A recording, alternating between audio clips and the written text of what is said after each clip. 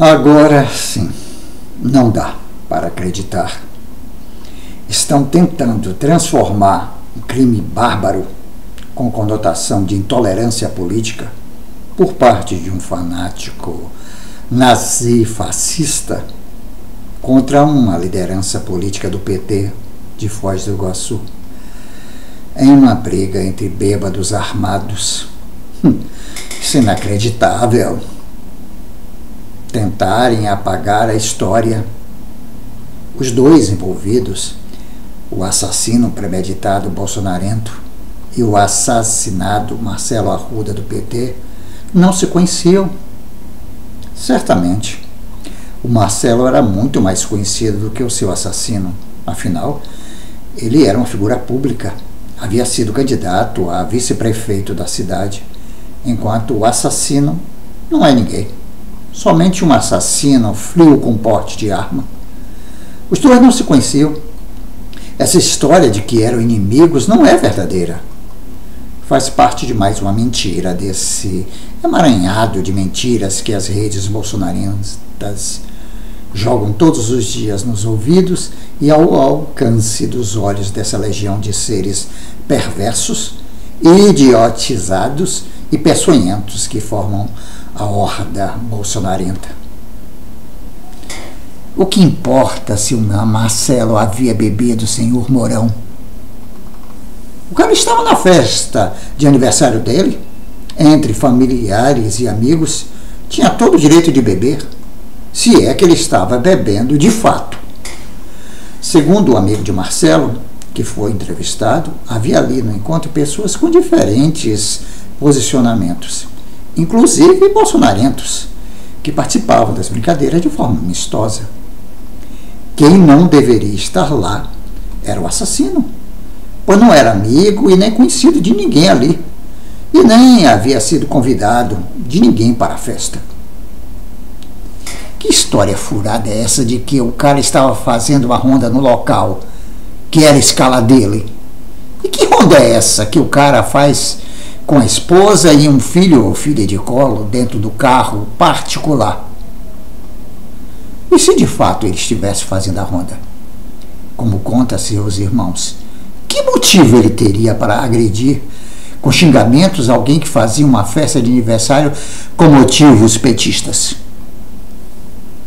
Chegou, viu que era uma festa de alguém que ele não conhecia, viu que a ornamentação era oposta ao que ele acredita, foi-se embora. O bom senso diz isso. Não tinha motivo para começar uma briga. Se alguém posta algo de cunho fascista em minha rede social, eu excluo a pessoa, porque não admito estar com essa gente. Não respondo, pois sei que não vale a pena. Não, senhores e senhoras, esse assassino fez o que fez. Primeiro por ser uma pessoa de índole ruim, como a maioria dos bolsonarentos. Esse assassino é uma figura do mal mesmo. Machista, sexista, misógino, racista, homofóbico, um ser desprezível, como a maioria dos 25 ou 32% dos que ainda seguem brutalmente a besta com a faixa de presidente. Segundo, porque esses miseráveis estão seguindo ordem do chefe, que periodicamente dá autorização velada do Estado para matar.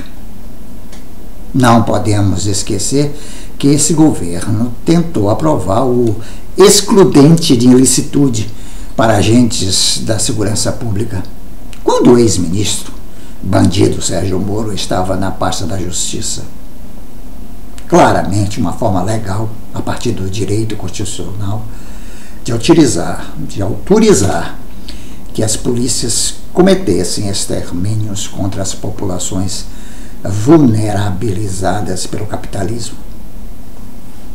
Da mesma forma, a permissividade e leniência desse governo com o garimpo ilegal, com a exploração ilegal de madeira em terras indígenas, a flexibilização do controle ao porte de armas para a população civil, vai deixando claro as intenções perversas, nefastas desses milicianos que estão nos governando.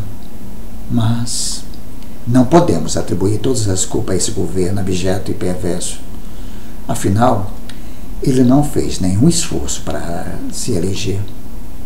Esse desastre apocalíptico que segue no país é resultado de uma conjunção de acontecimentos históricos que culminaram nessa desgraceira para o povo brasileiro e para o país. Esse presidente jamais seria eleito em situação normal de eleição. O que precipitou a ascensão dessa figura débil ao governo foi o processo de golpe jurídico, parlamentar e midiático, tocado pela burguesia nacional e pelos Estados Unidos contra o povo brasileiro. E nesse processo são muitos os culpados. Primeiro, é preciso culpar os maiores responsáveis de todos, a burguesia brasileira. Esse 1% da população que domina 68% de toda a riqueza que circula no país e que é escravocrata, racista, machista, homofóbica, antipovo, perversa no sentido literal da palavra. Foram eles que orquestraram o golpe contra o povo brasileiro, ou melhor, todos os golpes que este país já sofreu ao longo desses 522 anos. Em segundo lugar, é preciso culpar o PSDB, partido da burguesia cheirosa da Avenida Paulista e da Farinha Lima. Mas sobre esse não tenho muito o que dizer. Hoje é um cachorro morto e fétido da política nacional. Depois, temos que nomear os pilares do golpe. E aí são vários: CIA, FBI, Casa Branca, a imprensa burguesa do país, o G7. Estes serviram de base para que a burguesia pudesse depor a presidenta Dilma em 2016 e prendesse Lula em 2018. Para isso, orquestraram o maior projeto de lawfare, guerra jurídica, contra pessoas e contra um partido político já visto na história. O PT, Lula e Dilma foram alvos da maior perseguição política já maquinada na vida política do mundo ocidental. E esse processo de lawfare, que começou em 2006, produziu esse lixo que emergiu do esgoto da história, o cão do fascismo tupiniquim, que arrastou o país para esta situação de caos geral que estamos vivendo neste exato momento. O mais triste agora é assistir os canais de TV falar do caos social, político, econômico e cultural que estamos vivendo como se fossem inocentes, como se não soubessem que também foram peças nesta engrenagem torpe para o apocalipse brasileiro. Hoje mesmo vi nessa Globo News 3 pseudos jornalistas falando sobre o cenário político do país, como se estivesse olhando a cena acontecer de fora da história, como se não fossem agentes, peças fundamentais para a construção deste cenário caótico. Fico virado na zorra com essa gente canalha, chega a me fazer mal. O pior é ouvir esses 3 sinistros e sinistras também tentarem a qualquer custo, mentindo desavergonhadamente, para criar uma falsa simetria entre o Jair Bolsonaro, Deus me perdoe por ter escrito esse nome, e o Partido dos Trabalhadores e Lula. Me enoja ouvir os canalhas colocar todo mundo no mesmo barco, como se todos nós fôssemos iguais a essa gente que se levantou do quinto dos infernos para participar da política no Brasil.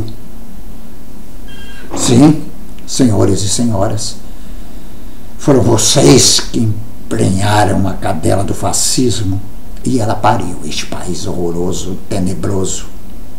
Agora tentam fazer parecer que não tem nada a ver com isso, mas são tão responsáveis quanto o perverso, quanto essa desgraceira que há 3 anos e 7 meses tira férias com dinheiro público e estimula, dissipa o ódio, a fome, a miséria, o desemprego, a violência, a ignorância, a burrice, a falta de empatia e cuidado com a vida. Nós, a esquerda, não somos iguais a esses genocidas. Na verdade, não somos nem iguais a vocês, pau-mandados da burguesia. Nós somos o lado bom da história. Nós somos os que lutam por um mundo de iguais. Que as oportunidades sejam iguais para todos e todas. Que a justiça e o bem viver prevaleça no mundo. E, principalmente, que o amor seja o pilar de sustentação deste nosso mundo. E é por isso que continuamos lutando. Porque representamos o lado certo da história. Não adianta continuar com esse jogo nefasto de mentiras, de tentar nos igualar a essa gente perversa, a vocês mesmos, pois a história irá mostrar quem é o bem e o mal neste processo. E quando acontecer, o mundo será o resultado concreto dos nossos sonhos, um mundo de paz, um mundo de amor, o mundo do bem viver. As mentiras da burguesia não apagam nossos sonhos. Crônica de João Paulo Pereira. Para quem ainda não sabe, João Paulo Pereira é professor, escritor, poeta, ensaísta, historiador, cronista, católico e militante político de esquerda. Estudou na UESB, Universidade Estadual do Sudoeste da Bahia. Nasceu no dia 23 de junho de 1969, em Vitória da Conquista, terra de Glauber Rocha e Dimitri Salles, na nossa amada Bahia. Casado com Miralva Rodrigues. Gostou também deste vídeo? Então, curta, compartilhe, comente, se inscreva neste canal Jorge Lula Barreto e ative o sininho para receber as notificações. 2 vídeos novos curtos todos os dias, um pela manhã e outro à tarde. Uma live semanal todas as quintas-feiras, das 19 às 20 horas. Política, música, espiritualidade, literatura, teatro, cinema, humor, amor, sexualidade, tudo junto e misturado, como a própria vida. Obrigado pela força. A porofobia não